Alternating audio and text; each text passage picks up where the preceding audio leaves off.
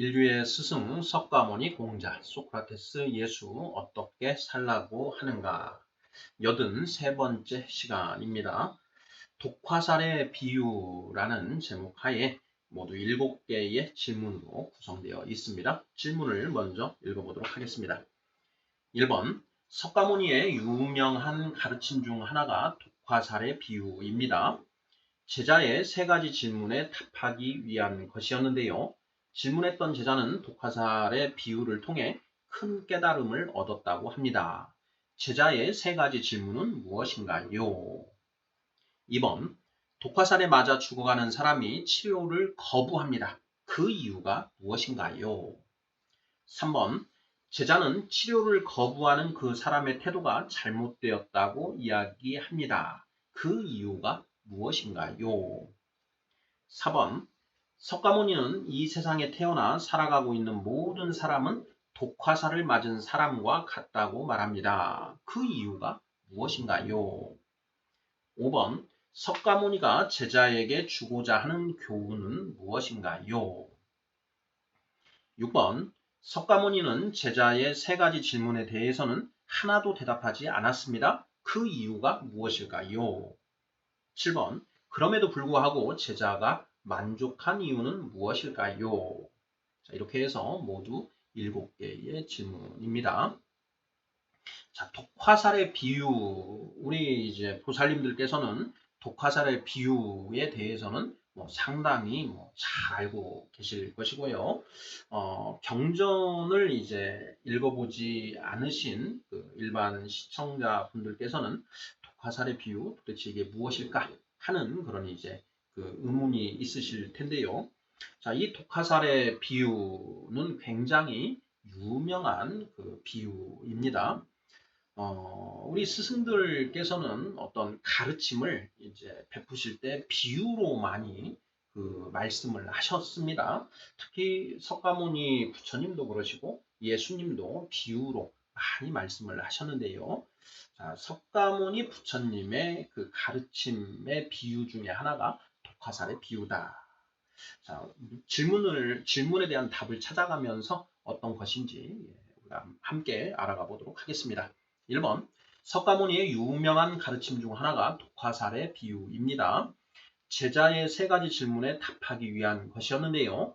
질문했던 제자는 독화살의 비유를 통해 큰 깨달음을 얻었다고 합니다. 제자의 3가지 질문은 무엇인가요? 이렇게 되어 있습니다.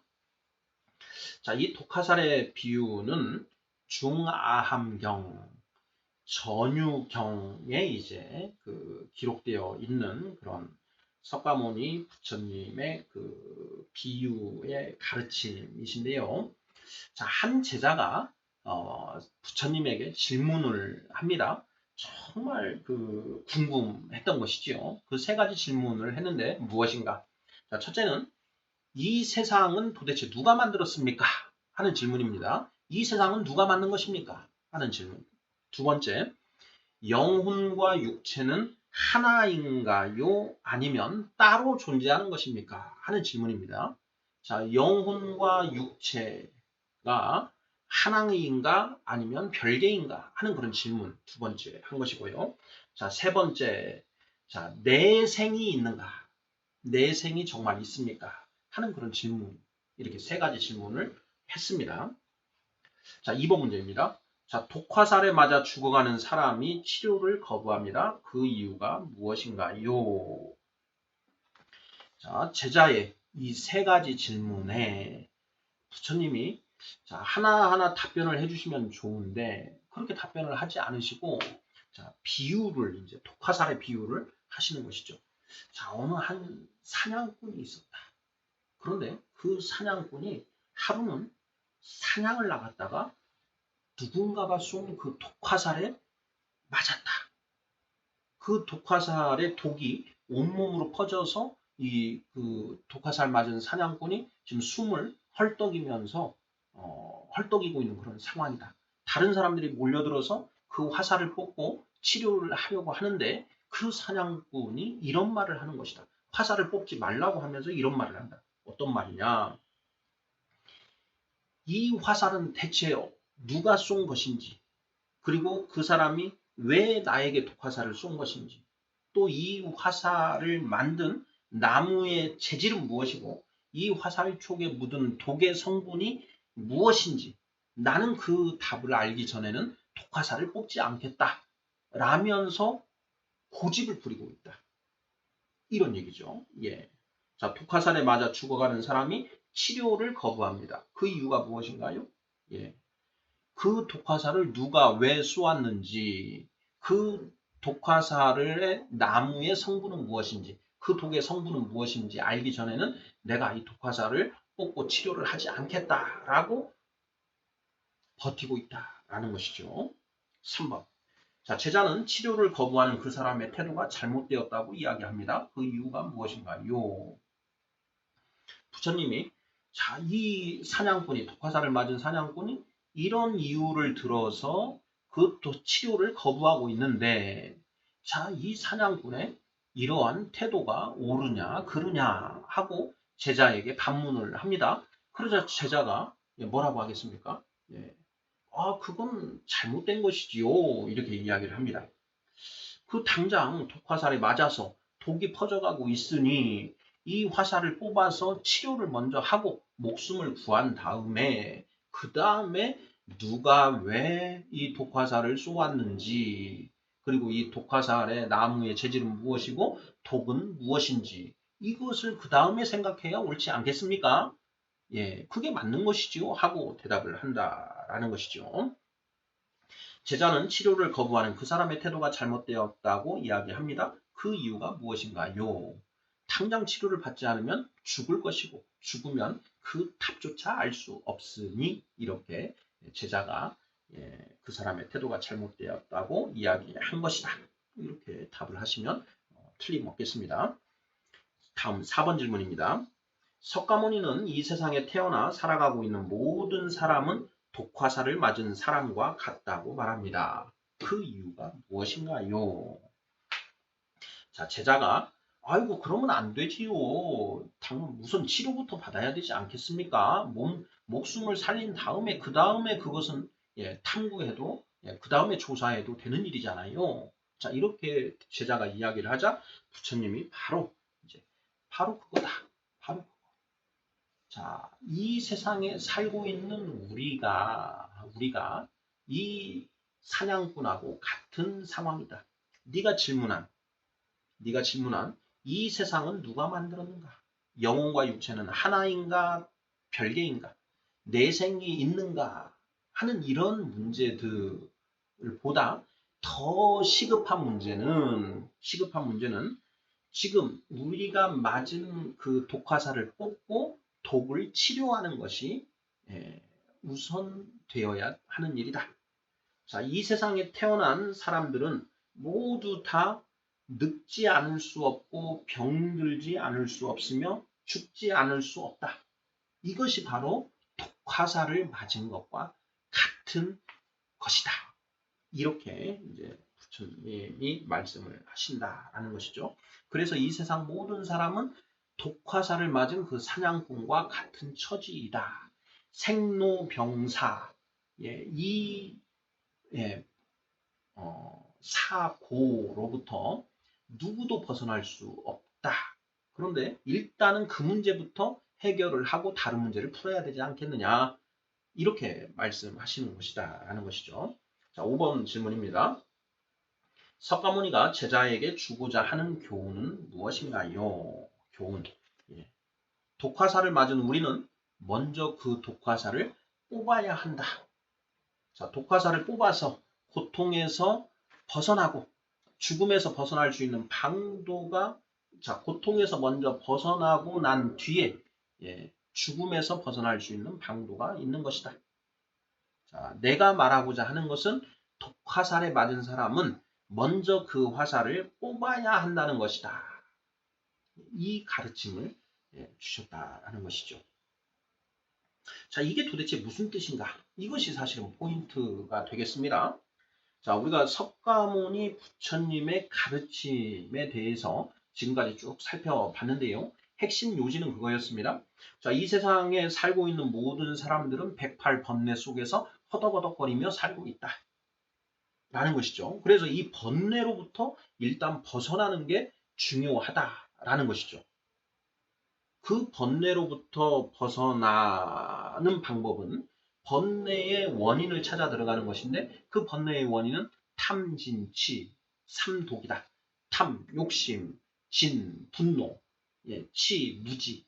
이 세 가지 독으로부터 우리가 이 108번뇌를 겪고 있는 것이다. 자, 이 세 가지 탐진치로부터 벗어나는 것이 일단 우리가 먼저 해야 될 일이다라는 것이죠. 자, 그래서 탐진치의 원인은 무엇이다 라고 했습니까? 파고 들어갔더니 나라고 하는 상, 아상으로부터 탐진치가 발생된다라고 했죠. 그래서 자, 아상으로부터 벗어나면 자, 이 108번뇌로부터 벗어날 수 있다. 그러니 일단 아상으로부터 벗어나는 그 일부터 먼저 해야 된다. 이게 바로 독화사를 제거하는 방법이다. 그래서 자, 아상으로부터 벗어나는 방법은 나라고 하는 아상을 없애가는 것이지요. 그렇게 해서 무아의 경지에 들어서면 열반적정에 들어가게 되고 그 열반적정에 들어가게 되면 비로소 이 답들이 보인다라는 것이죠. 이 세계는 누가 만들었으며 영혼과 육체가 하나인지 둘인지 따로인지 내생이 있는지에 대한 답이 바로 그 열반적정의 경지에 들어가면 알 수 있다. 이런 말씀을 하신다.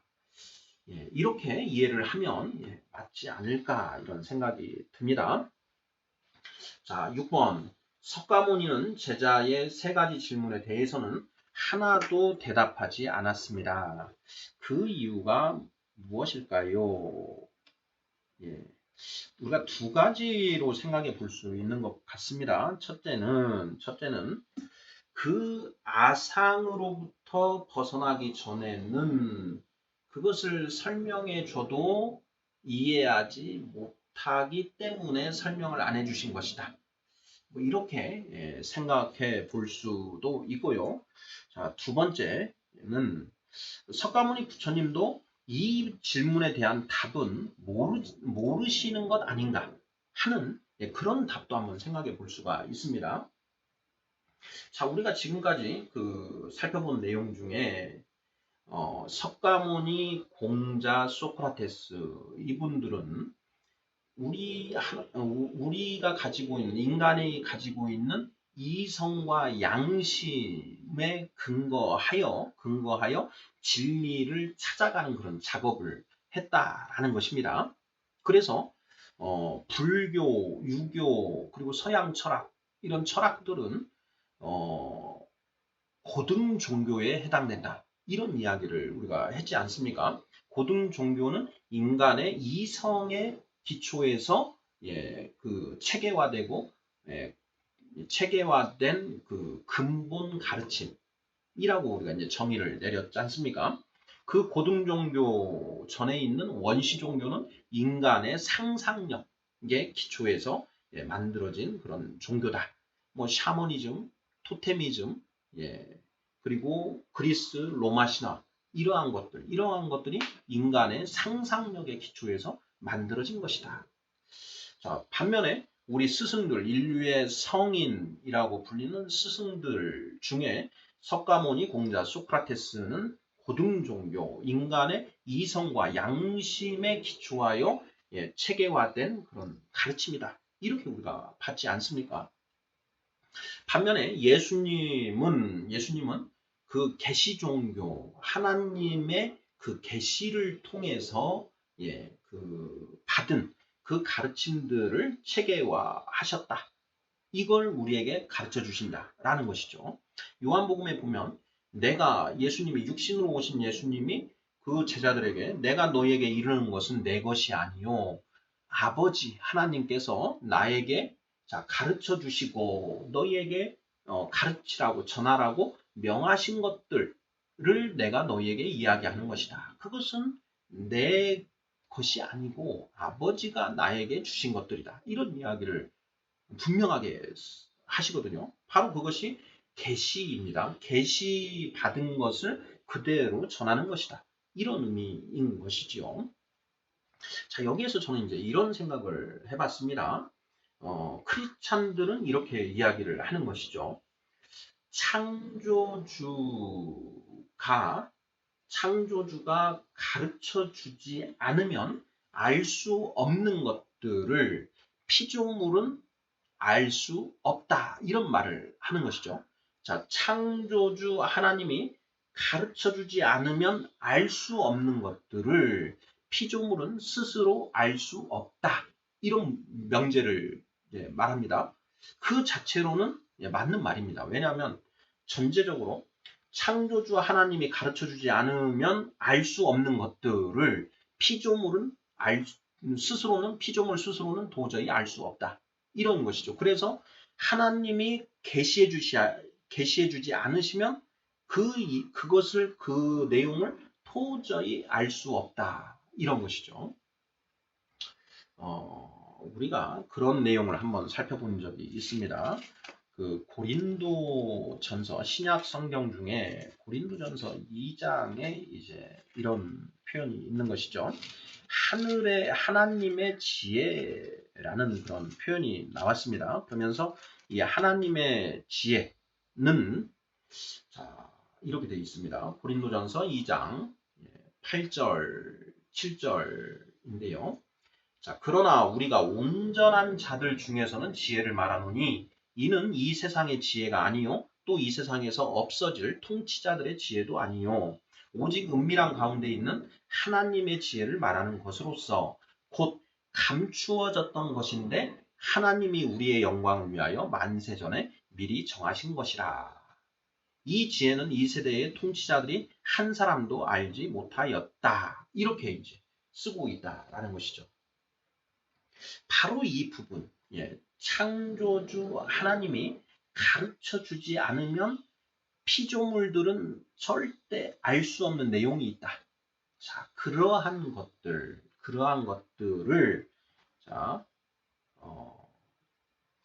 계시를 통해서만 알 수 있다라고 이제 기독교에서는 이야기하는 것입니다.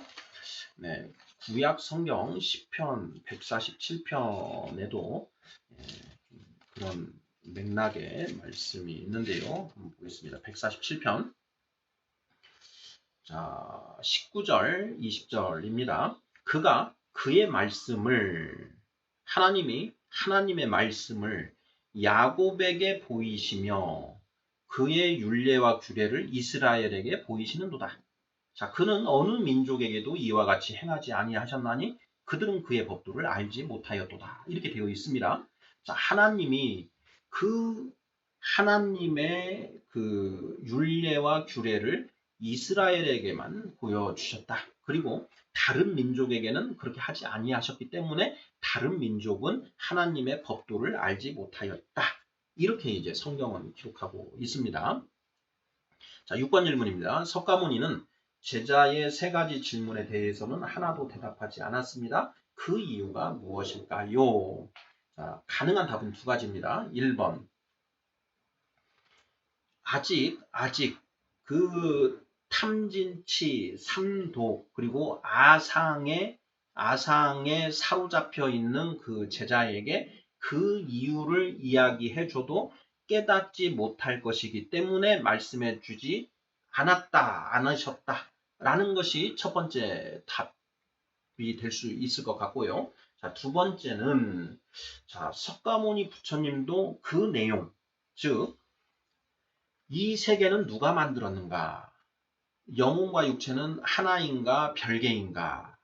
내생이 있는가? 하는 이 질문에 대한 답을 명확하게 모르고 계셨기 때문 이 둘 중에 하나가 답이 되지 않을까 이렇게 생각해 봅니다. 자, 7번.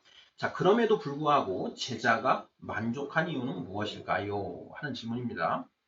자, 이 독화살의 비유를 들은 그 제자는 고개를 끄덕끄덕 하면서 그렇군요 하고 만족했다라고 이 불경은 기록을 하고 있는데 자, 제자가 만족한 이유가 무엇일까? 자, 첫 번째 제자가 그 문제는, 이 내가 질문한 이 세 가지 문제는, 자, 세 가지 문제가 지금 시급한 게 아니라 내가 현재 빠져 있는 이 아상, 그리고 이 번뇌로부터 먼저 벗어나는 것이 지금 중요하구나. 독화살에 맞은 그 사냥꾼이 먼저 독화살을 뽑고 독을 치료해서 목숨을 먼저 살리는 것이 시급한 것처럼, 나도 지금 이 그 108번뇌에서 먼저 벗어나는 것이 중요한 것이구나. 그 다음에 그 답을 찾으면 되는구나. 라고 하는 이 방법론을 정확하게 그렇구나 하고 동의하였기 때문에 만족하였다. 이렇게 이제 볼 수가 있고요. 자, 이게 이제 1번의 그 답입니다. 자, 그런데 자, 2번의 답도 가능성이 저는 있다고 생각을 합니다. 자, 저는 이런 생각을 해봅니다. 석가모니 부처님도 이 세 가지 문제에 대한 답을 모르시는구나. 그러면 나도 그거 답을 모르는 게 나도 어쩌면 당연한 것이구나. 게다가 그 세 가지 문제에 대한 답이 더 중요한 것이 아니라 지금 중요한 것은 내가 이 열반 적정에 들어가는 것, 이것이 먼저 해결돼야 되는 문제구나. 이것을 이렇게 알았기 때문에 만족했다. 뭐 이렇게 답할 수도 있지 않을까 싶습니다. 6번, 7번 이 질문에 대한 답에서 석가모니 부처님이 그 답을 모르시기 때문에, 또 그 제자가 그 선생님도 모르시는구나 라는 것을 알았기 때문에 이렇게 답하는 것에 대해서는 우리 그 보살님들께서는 조금 기분이 나쁘실 수 있다라는 그런 생각도 들어갑니다. 그런데요, 그렇다면 이제 이런 질문. 자, 석가모니 부처님의 가르침 중에, 자, 제자가 질문한 이 세 가지 질문에 부처님은 뭐라고 답하셨는가에 대한 답을 찾아서 제시해 주시면 맞지 않을까 싶습니다. 자, 첫째, 이 세계는 누가 만들었는가? 라는 질문에 석가모니 부처님은 뭐라고 답을 하셨는가? 두 번째, 영혼과 육체가 하나인가 별개인가? 라는 질문에 부처님은 뭐라고 답을 하셨습니까? 예, 그 답. 예. 그리고 셋째, 내생이 있는가 하는 것에 대해서 부처님은 뭐라고 답하셨습니까?